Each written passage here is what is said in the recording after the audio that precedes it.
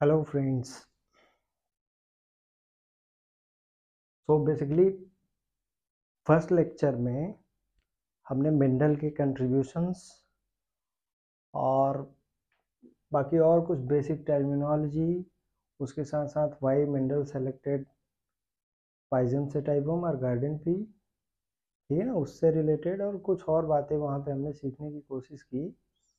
तो उसी के कंटिन्यूएशन में हम इसको बोल सकते हैं कि हमारा लेक्चर नंबर 2 है जेनेटिक्स के ऊपर, ठीक है ना। वहाँ पे हमने जेनेटिक्स क्या है, जेनेटिक्स के अंदर हेरिडिटी का क्या मतलब है, वेरिएशन का क्या मतलब है, ये सारे बेसिक टर्म हमने वहाँ पे क्लियर करने की कोशिश की, ठीक है ना। अब ये कुछ ऐसे बेसिक टर्म्स हैं जिनके बिना आप जेनेटिक्स की शुरुआत नहीं कर सकते, ठीक है ना, क्योंकि जेनेटिक्स की जो भाषा है, जेनेटिक्स की जो भाषा है वो बिना ये टर्म्स के आए आपको कुछ आएगा ही नहीं इसमें, ठीक है ना। तो जेनेटिक्स पे जाने से पहले हमें ये कुछ बेसिक टर्म्स, टर्मिनोलॉजीज का ज्ञान होना बहुत कंपलसरी है, ठीक है ना। फिर इसी अगर ये सारी बातें यहाँ पे हम सीख लेते हैं कायदे से, तो फिर आगे का हमारा रास्ता क्या होने जा रहा है, आसान होने जा रहा है, ठीक है ना। तो यहाँ पे देखिए अब हमारे पास है कैरेक्टर एंड ट्रेड्स। तो ये कैरेक्टर एंड ट्रेड्स, ये दोनों ऐसी बातें हैं कि जो फ्रिक्वेंट आपको क्वेश्चंस के अंदर, स्टेटमेंट के अंदर, लॉज के अंदर वो आपको हमेशा देखने को मिलेंगे। तो इनके बारे में क्लियरिटी हमें बहुत ज़रूरी है। देखिए, तो यहाँ पे बोल रहे हैं कि बॉडी फीचर, आपसे पूछा जाए व्हाट इज कैरेक्टर, तो कैसे कैरेक्टर को कैसे डिफाइन करेंगे, body feature are called character, ठीक है ना। किसी इंडिविजुअल का जो बॉडी फीचर होगा वो उसका कैरेक्टर होता है, और उस कैरेक्टर के जो वेरिएंट होते हैं, यानी वेरिएंट ऑफ कैरेक्टर को हम लोग क्या नाम देते हैं, ट्रेट। जैसे देखिए, जैसे आपने किसी इंडिविजुअल के हाइट की बात करी, ठीक है ना, कि वो फलाना आदमी के हाइट की अगर हम बात करेंगे, तो खाली हाइट टर्म बोलने से आप ये बिल्कुल आइडिया नहीं लगा पाएंगे कि वो अब जैसे जब आप हाइट टर्म इस्तेमाल करेंगे ना, तो हाइट के अंदर टॉल भी हो सकता है और ड्वार्फ भी हो सकता है, ठीक है ना। तो बेसिकली हाइट कैरेक्टर को रिप्रेजेंट करता है। अब उस हाइट के अंदर देखिए टॉलनेस भी हो सकता है, डॉर्फनेस भी हो सकता है। तो हाइट जो है वो कैरेक्टर हो गया, और उस हाइट के जो वेरिएंट यानी टॉल और डॉर्फ क्या हो जाएंगे हमारे पास, ट्रेट, ठीक है ना। जैसे यहाँ पे देखिए स्टेम का लेंथ जो है ना, वो स्टेम का लेंथ वो उस इंडिविजुअल का पर्टिकुलर क्या है, कैरेक्टर है। अब उस कैरेक्टर के जो वेरिएंट हैं यहाँ पे टॉल और डॉर्फ हो सकते हैं ना। स्टेम का लेंथ कह रहे हैं कि सर बड़ा हो सकता है, छोटा भी हो सकता है, यानी टॉल और डॉर्फ किसको रिप्रेजेंट करते हैं, ट्रेट को, जबकि स्टेम का लेंथ किसको रिप्रेजेंट करता है, कैरेक्टर को। नेक्स्ट है हमारे पास व्हाट इज लोकस। ये बहुत बेसिक बात है, ये आपको पता होना चाहिए। जैसे देखिए, जैसे हमें पता है कि सर आपसे पूछा जाएगा कि जी जीन कहाँ प्रेजेंट होता है, तो जीन क्रोमोसोम के ऊपर होता है। जीन कहाँ प्रेजेंट होता है, जीन क्रोमोसोम के ऊपर होता है।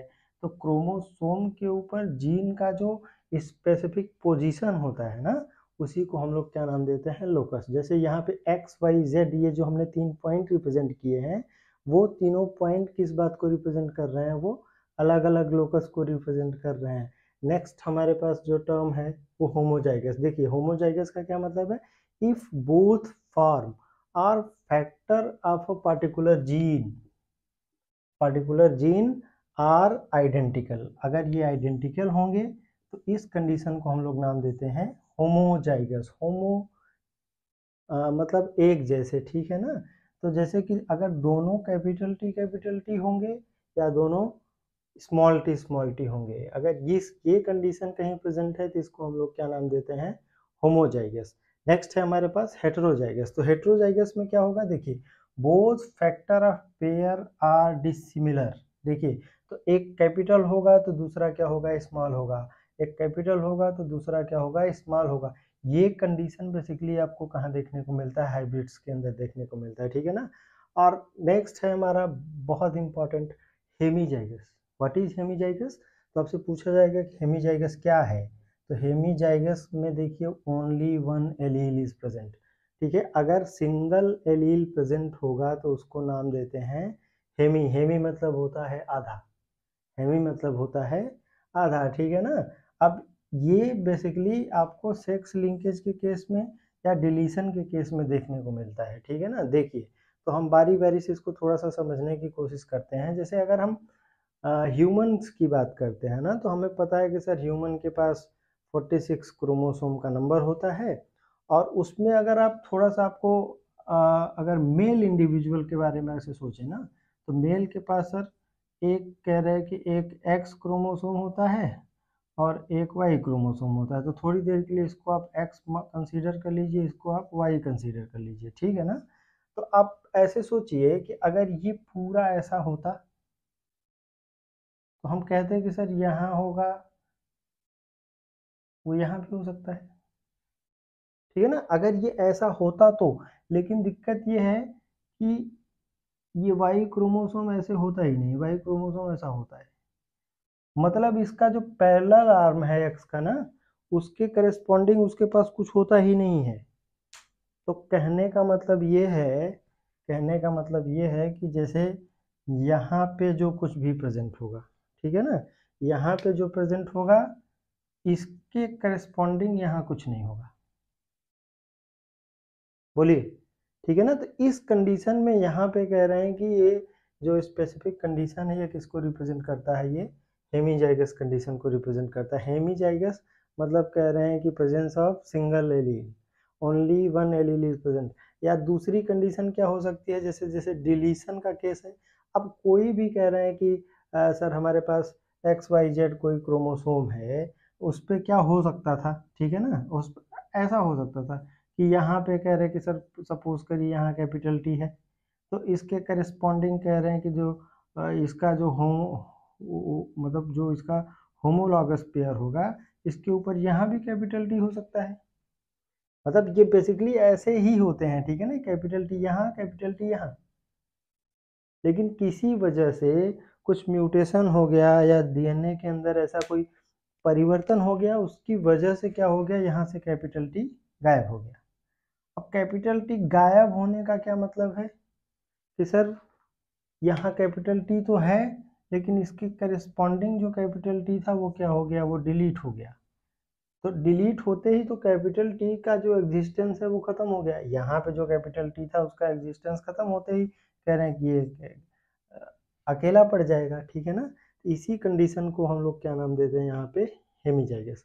नेक्स्ट है हमारे पास what do you mean by pure line. Pure line का मतलब होता है जनरेशन ऑफ होमोजाइगस इंडिविजुअल।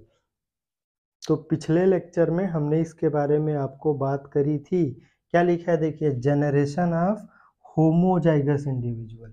तो होमोजाइगस का क्या मतलब है, होमोजाइगस सर ऐसा हो सकता है या होमोजाइगस ऐसा हो सकता है, और कोई तो होमोजाइगस होता नहीं। बोलिए, बाकी जो हमारे पास दो बच गए उसमें एक तो ये कह रहे हैं कि हेट्रोजाइगस होता है, और एक कह रहा है कि एक ये हेमीजाइगस होता है। तो इसमें या ये होगा या कह रहे हैं कि या ये होगा, तो ई दोनों की तो बात ही हटा दीजिए। तो इसी को बेसिकली मेंडल ने ये बोला था, ये है, ये प्योर है। तो ये प्योर टॉल है, ये प्योर डॉर्फ है। अभी के लिए कह रहे हैं कि इसको इस तरीके से समझिए, आगे हम कुछ और बातें इसमें ऐड करेंगे, ठीक है ना, तो वहाँ समझेंगे चीज़ों को। अब नेक्स्ट आपको ये टर्म है हमारे पास जीनोटाइप। तो what do you mean bye genotype, किसी इंडिविजुअल का जेनेटिक मेकअप, किसी इंडिविजुअल का जेनेटिक मेकअप उसका होता है जीनोटाइप, ठीक है ना। और फिनोटाइप क्या है, तो फिनोटाइप का मतलब होता है कि उसका एक्सटर्नल अपीयरेंस, मतलब उसके सेल के लेवल पे, उसके डीएनए के लेवल पे उसका जेनेटिक मेकअप क्या है, वो उसके जेनोटाइप को रिप्रेजेंट करता है, ठीक है ना। अब वो बाहर से कैसा दिखता है, बाहर से कैसा दिखता है, वो उसके एक्सटर्नल अपीयरेंस को रिप्रेजेंट करता है, ठीक है ना। अब यहाँ पे एक लाइन हमने लिख रखी है, इसको थोड़ा सा जोर देने की ज़रूरत है, इसको समझने की कोशिश करिए। देखिए यहाँ पे जैसे कि मान लीजिए आपने आइडेंटिकल ट्विन्स का नाम सुना होगा। Identical twins are also known as monozygotic twin. तो जो मोनोजाइगोटिक ट्विन्स होते हैं उनकी खास बात क्या होती है कि सर वो एक ही जाइगोट से पैदा होते हैं, ठीक है ना। तो उनका जो मतलब वो जेनेटिकली भी सेम होते हैं और उनका जो फेनोटाइप होता है वो भी सेम होता है, ठीक है ना। मतलब हम ऐसे कह सकते हैं कि सर उन दोनों के पास जेनेटिक कंस्टिट्यूएंट उन दोनों का क्या होना है, सेम होना है, ठीक है। आप समझिए ये बात क्या लिख रखी है हमने कि अगर सर हम आइडेंटिकल ट्विन्स को, एक को हमने यूरोप के अंदर रख दिया और दूसरे को हमने अफ्रीका के अंदर वेस्ट इंडीज या वेस्ट इंडीज के अंदर हमने रख दिया, ठीक है ना। तो दोनों जगह का इन्वायरमेंटल कंडीशन क्या है, अलग अलग है, ठीक है ना। तो दोनों जगह का जो इन्वायरमेंटल कंडीशन है उस इन्वायरमेंट के हिसाब से दोनों का क्या हो जाएगा सर, फेनोटाइप अलग अलग हो जाएगा। यानी कि जीनोटाइप के साथ जब इन्वायरमेंटल फैक्टर मिलता है वो किसी इंडिविजुअल के फेनोटाइप को मतलब बनाने में हेल्प करता है, समझ गए ना। यानी genotype plus environment is equals to phenotype. Phenotype मतलब वो दिखते कैसे हैं, जीनोटाइप मतलब उनका जेनेटिक मेकअप क्या है, ठीक है ना। अगर जेनेटिक मेकअप के अंदर आपने इन्वायरमेंट अलग अलग सेम जेनेटिक मेकअप वालों को अलग अलग इन्वायरमेंट में आपने रख दिया तो उनका फेनोटाइप क्या हो जाएगा, बदल जाएगा। बहुत इंपॉर्टेंट लाइन है, ठीक है ना। नेक्स्ट है हमारे पास व्हाट इज हाइब्रिडाइजेशन। तो हाइब्रिडाइजेशन क्या है, इसका बेसिक डेफिनेशन देखिए, cross between unrelated form, cross between unrelated form और इनके प्रोडक्ट को हम लोग नाम देते हैं हाइब्रिड। इनके प्रोडक्ट को क्या नाम देते हैं हम लोग, इनके प्रोडक्ट को नाम देते हैं हाइब्रिड, ठीक है ना। अब नेक्स्ट है हमारे पास हाइब्रिड विगर एंड हेटेरोसिस। तो बेसिकली देखा क्या गया है ना, देखिए यहाँ पे hybrids are generally superior to their parent, ठीक है ना। उनको मतलब जो हाइब्रिड होते हैं वो जिस भी पेरेंट से डिराइव होते हैं, कई बार क्या देखा गया कि वो जो हाइब्रिड होता है, ठीक है ना, वो अपने मतलब जिस पेरेंट से बना वो दोनों से कह रहे हैं कई बार वो सुपीरियर होता है, ठीक है ना। मतलब कहने का मतलब क्या है कि sir useful character of both parent superior to their parent and they have useful character of both of the parent. मतलब दोनों का मैटरनल पैटर्नल दोनों के यूजफुल कैरेक्टर एक ही इंडिविजुअल में आ गए। तो आपको वहाँ पे क्या देखने को मिलेगा कि जो हाइब्रिड है सर वो अपने पेरेंट से क्या हो जाएगा, सुपीरियर हो जाएगा। And this superiority of hybrid, this superiority of hybrid over parent is known as hybrid vigour. तो आपसे पूछा जाएगा व्हाट इज हाइब्रिड विगर, तो क्या बोलना है सर, हाइब्रिड का उनके पेरेंट से सुपीरियरिटी क्या कहलाता है, हाइब्रिड विगर।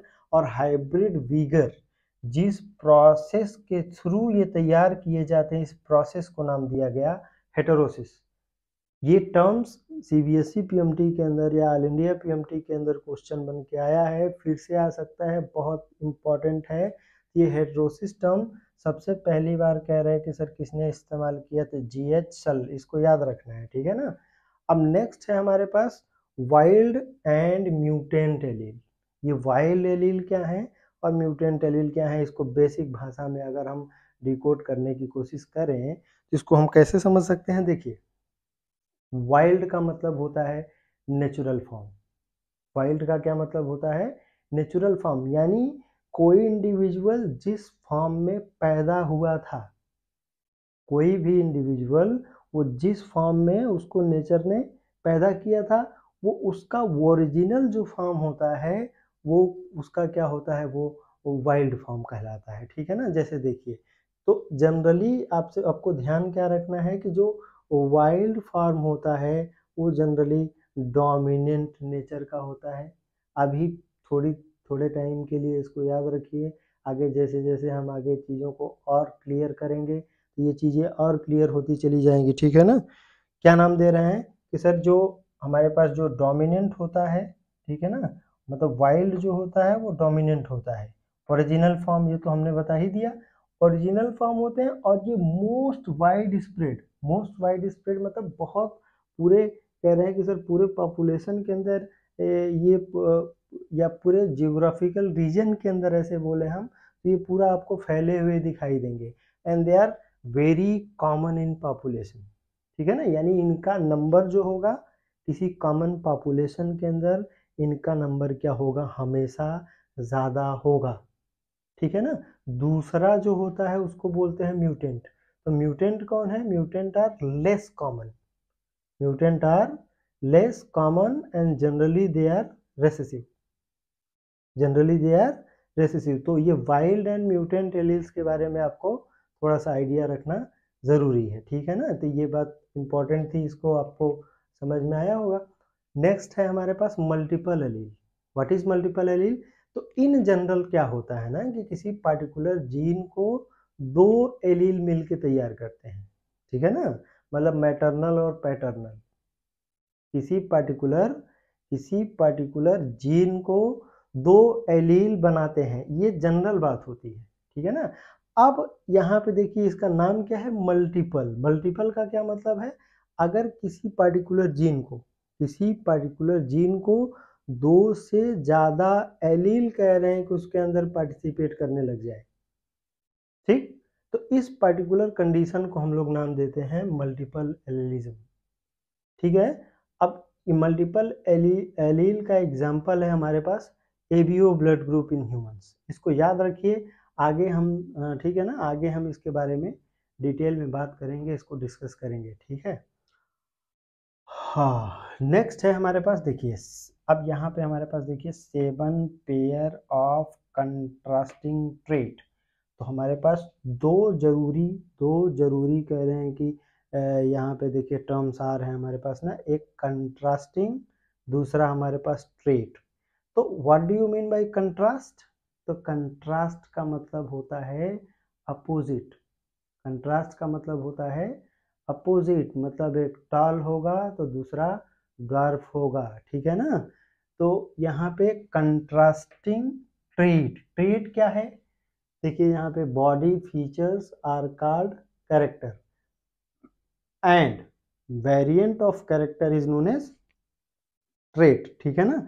तो यहाँ पे मेंडल ने बेसिकली अपना जो पूरा एक्सपेरिमेंट किया है ना, वो इन्हीं के ऊपर किया गया है। तो इसको आपको क्या करना है, ये टेबल है एक्चुअल में, ये एनसीईआरटी के अंदर उन्होंने इसी फॉर्म में बना रखा है, ठीक है ना। तो बिना इसको जाने आपका काम नहीं चलना है, इसलिए हमने इसको यहाँ पे लिख रखा है। अब देखने की कोशिश करिए, देखिए तो ये जो डोमिनेंट फॉर्म है यहाँ पे हमने लिख रखा है रेसेसिव। तो डोमिनेंट जो होगा वो वाइल्ड टाइप होगा और रेसेसिव जो होगा वो बेसिकली म्यूटेंट टाइप वाला होगा, ठीक है ना।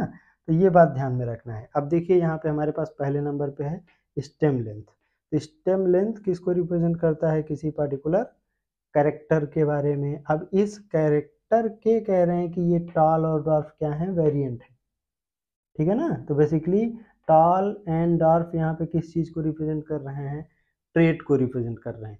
दूसरा हमारे पास है फ्लावर का पोजीशन एक्सियल टर्मिनल।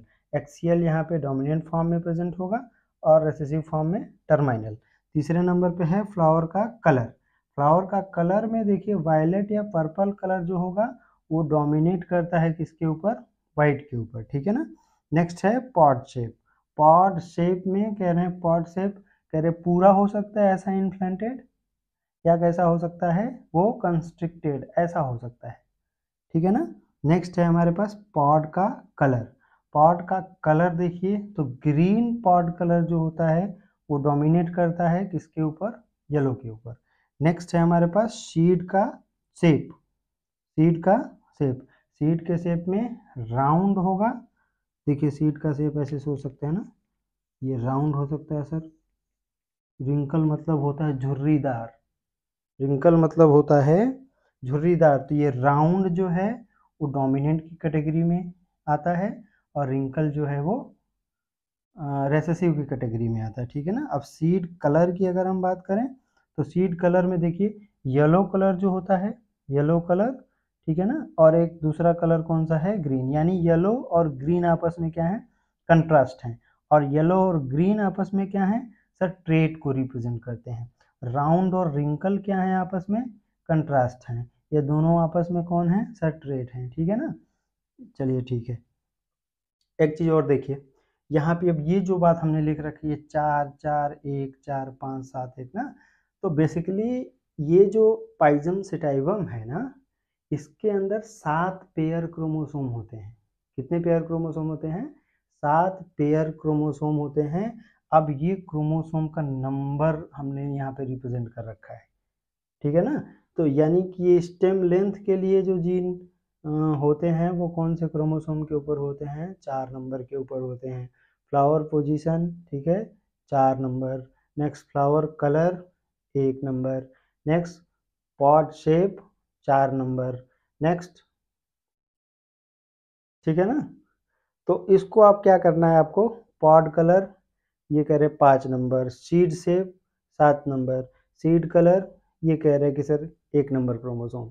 यानी कि 7 पेयर क्रोमोसोम, 7 पेयर क्रोमोसोम में से ये जो आपने 7 कैरेक्टर लिख रखा है वो देखिए 4 1 4 5 और 7 क्रोमोसोम पे है, ठीक है। अब इसका सिग्निफिकेंस क्या है, इसका इम्पोर्टेंस क्या है, वो हम अपकमिंग लेक्चर के अंदर इसके बारे में डिटेल में डिस्कस करेंगे, ठीक है ना। तो ये तो बात क्लियर कट हो गई, यहाँ तक बहुत आसान है, आपको चीज़ें समझ में भी आई होंगी।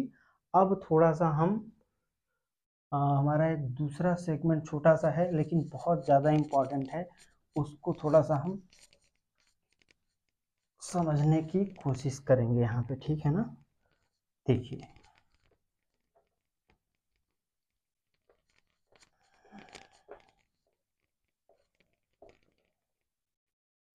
जैसे एक बहुत बेसिक टर्म है हमारे पास, जीन, ठीक है।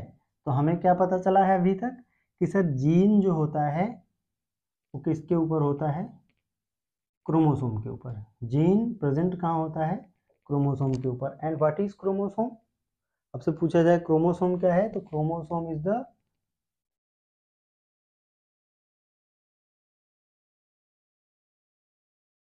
Condensed form of DNA.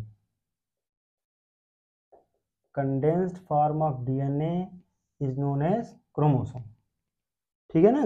मतलब डीएनए का कंडेंस फॉर्म क्या कहलाता है, क्रोमोसोम। और क्रोमोसोम के ऊपर कौन प्रेजेंट होता है, जीन। यानी जीन क्या है, जीन इज द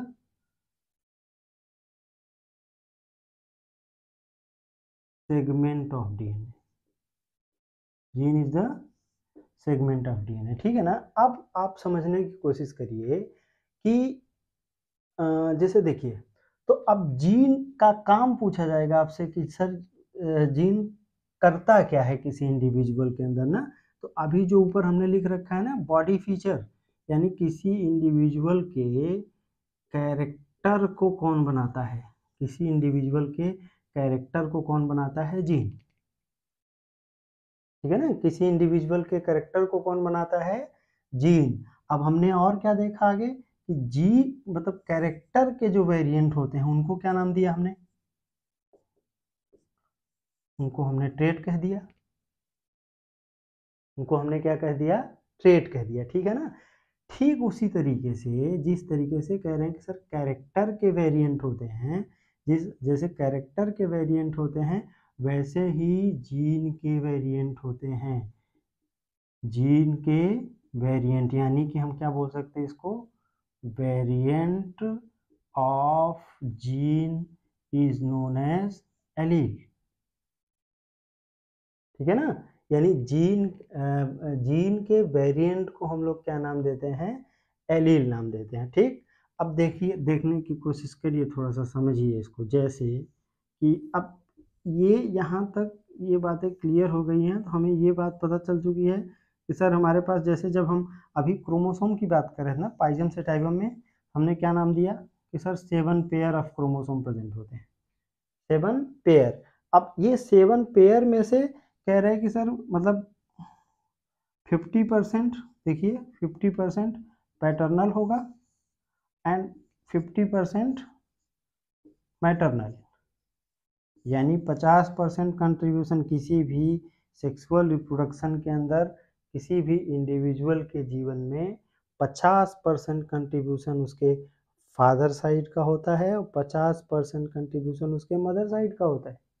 ये बात हमें पता होनी चाहिए, ठीक है ना। अब देखिए थोड़ा सा इसको समझने की कोशिश करते हैं। जैसे समझिए कि सर यहाँ पे अगर ये इसको हम कैपिटल टी रिप्रेजेंट करें, ठीक है ना, तो इसके करस्पॉन्डिंग यहाँ भी क्या हो सकता है, ये कैपिटल टी हो सकता है। एक तो संभावना इसकी है होमोजाइगस कंडीशन में जो हमने बात करी, बोलिए, या दूसरी संभावना क्या है कि यहाँ कैपिटल टी हो, यहाँ स्मॉल टी हो। हेटेरोजाइगस, बोलिए, होमोजाइगस यानी capital T capital T capital T, और दूसरा कह रहे हैं कि सर स्मॉल टी यानी हेटेरोजाइगस, बोलिए। और डिलीशन के केस में हमने क्या नाम दिया कि यहाँ पे कैपिटल टी या स्मॉल टी होगा, लेकिन इसके करस्पॉन्डिंग यहाँ कुछ नहीं होगा।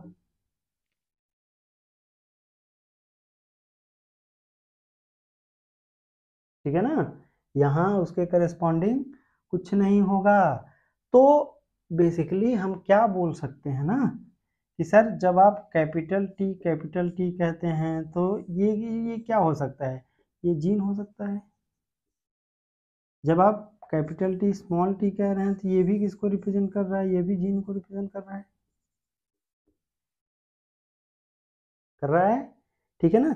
लेकिन सर ये कैपिटल टी और स्मॉल टी कौन है, ये capital T small T, basically capital T small T को ही हम लोग नाम देते हैं एलील।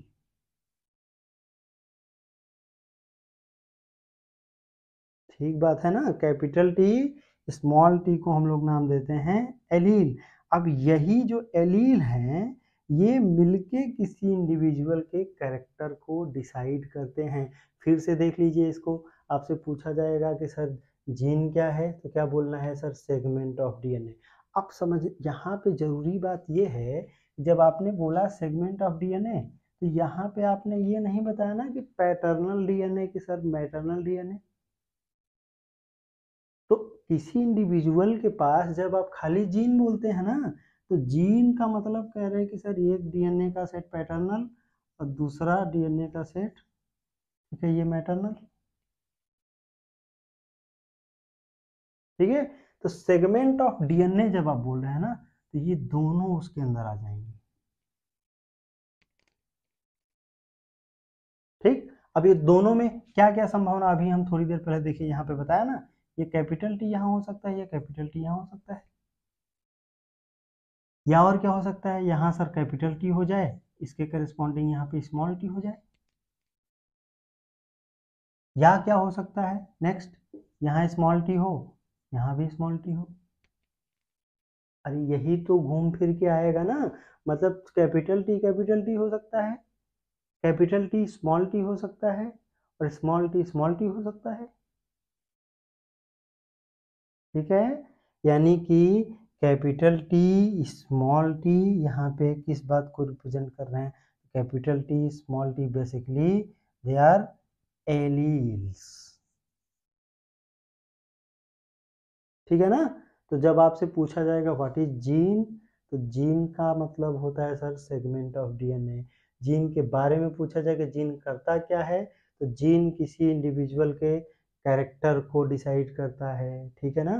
कैरेक्टर, जैसे कैरेक्टर के वेरिएंट को हम लोग ट्रेट बोलते हैं, जैसे हम लोग कैरेक्टर के वेरिएंट को ट्रेट बोलते हैं, ठीक उसी तर्ज पे हम लोग जीन के वेरिएंट को क्या कह सकते हैं, एलील्स कह सकते हैं, ठीक है ना। अब इसके बाद एक छोटी सी और बात समझने की कोशिश करिए। जैसे अभी हम बोल रहे थे कि सर ये थोड़ा सा ये म्यूटेंट, मतलब वाइल्ड और म्यूटेंट की कहानी क्या है उसको थोड़ा सा समझ लेते हैं, ठीक है। तो वाइल्ड के बारे में क्या बताया हमने कि वाइल्ड का मतलब सर ओरिजिनल फॉर्म, वाइल्ड मतलब ये ओरिजिनल फॉर्म, ठीक है। तो बेसिकली ये स्मॉल टी कैसे बने ना, स्मॉल टी मतलब कह रहे हैं कि सर यहाँ कैपिटल टी में कुछ म्यूटेशन हो गया, कैपिटल टी में कुछ म्यूटेशन हुआ, यही कैपिटल टी किस में कन्वर्ट हो गया, स्मॉल टी में। ठीक है, तो जब तक कोई म्यूटेशन नहीं हुआ था तब तक ये कह रहे हैं कि ये मतलब ये डोमिनेंट फॉर्म में प्रेजेंट था, वाइल्ड टाइप। अब म्यूटेशन कैसे कैसे हो सकता है समझिए। ऐसा हो सकता है कि सर ये वाला कैपिटल टी के अंदर म्यूटेशन ना हो, दूसरे वाले के अंदर म्यूटेशन हो जाए, हो सकता है। ठीक है, या और क्या हो सकता है सर, यहाँ इस कैपिटल टी में भी कह रहे हैं म्यूटेशन हो जाए और इसके अंदर भी म्यूटेशन हो जाए, तो ये कह रहे हैं सर ये तो होमोजाइगस रिसेसिव कंडीशन आ गई। ठीक बात है ना, यानी कि इसी ओरिजिनल फॉर्म से ये होमोजाइगस, ये कह रहे हैं कि रिसेसिव फॉर्म डेवलप हुआ होगा और इसी कैपिटल टी से ये हेटेरोजाइगस कंडीशन पैदा हुई होगी। अरे कुल मिला के यही 3 कंडीशन है हमारे पास। पहला कैपिटल टी, दूसरा कैपिटल टी स्मॉल टी, तीसरा स्मॉल टी। यहाँ पे क्या देखने को मिल रहा है कि एक में म्यूटेशन हुआ होगा सर, तो ऐसा कुछ कंडीशन आ सकता है। यहाँ पे इसको कैसे समझ सकते हैं कि दोनों म्यूटेट कर गए होंगे, तो ये आ सकता है। ठीक है ना, और म्यूटेशन जो घटना है वो बहुत कॉमन नहीं है। म्यूटेशन जो घटना है वो बहुत ज़्यादा, आपको कह रहे हैं कि सर पॉपुलेशन के अंदर ये कॉमन फिनोमिना नहीं है, इसलिए क्या लिखा है कि mutants are less common and generally they are recessive. Clear. Wild type are dominant one, original form most wide spread, तो भाई जो जिसका पॉपुलेशन के अंदर नंबर ज़्यादा होगा वही तो फैलेगा। Most wide spread and common in population, तो जिसका नंबर ज़्यादा होगा वो ज़्यादा कॉमन होंगे। अनकॉमन कौन होगा, जिसका कह रहे हैं कि सर नंबर कम है, जिसका नंबर कम है। इसलिए हमेशा आपको क्या देखने को मिलता है कि पॉपुलेशन के अंदर ये जो रेसेसिव कंडीशन है, होमोजाइगस रेसेसिव कंडीशन, ये हमेशा और हमेशा कह रहे हैं कि सर वो उसका नंबर क्या होगा, कम से कम होगा। इसके पीछे की क्या कहानी थी आपको थोड़ा सा क्लियर हुआ। ठीक है ना, तो जीन क्या करता है, जीन किसी इंडिविजुअल के कैरेक्टर को बनाता है, जैसे कैरेक्टर के वेरिएंट को हम लोग ट्रेट बोलते हैं।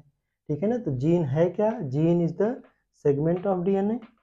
अब जब आपने सेगमेंट बोला ना, तो सेगमेंट में आपने पैटर्नल और मैटरनल की अलग अलग बात ही नहीं की, दोनों कॉमन है,